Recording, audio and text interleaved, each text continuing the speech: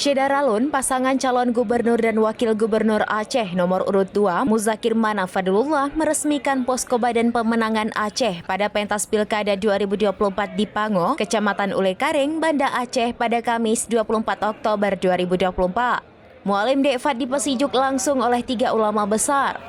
Mereka adalah pimpinan Dayah Tauhiatut Tulab, Abun Sofyan Mahdi, Tengku Haji Ahmad Tajuddin yang lebih dikenal sebagai Abi Lampisang, dan Syekh Muda Tengku Samunzir bin Husin. Proses pesijuk berlangsung khidmat. Di sana juga hadir Ketua Pemenangan Mualim Dekfat, Sekjen Partai Aceh Kamarudin Abu Bakar, dan sejumlah petinggi partai pengusung Mualim Dekfat.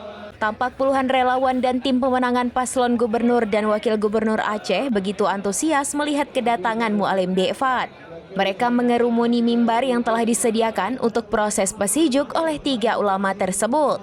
Bahkan dari mereka beberapa kali meneriakkan Mualim Dekfat menang pada konstentasi Pilkada November mendatang. Calon wakil gubernur Aceh Fadlullah mengatakan peresmian posko Badan Pemenangan itu dilakukan sebagai bentuk untuk kematangan dan kesiapan dalam memenangkan Mualim Dekfat. Dari Banda Aceh, Indra Wijaya, serambinews.com. Ini posko pemenangan ini posko milik bersama.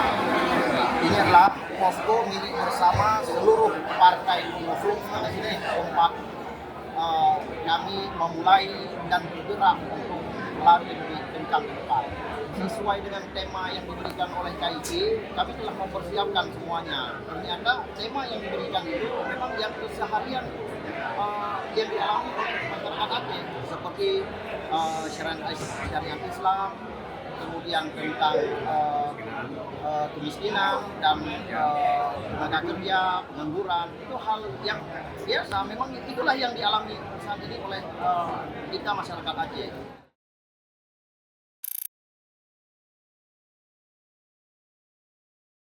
Download Tribun X sekarang, menghadirkan lokal menjadi Indonesia.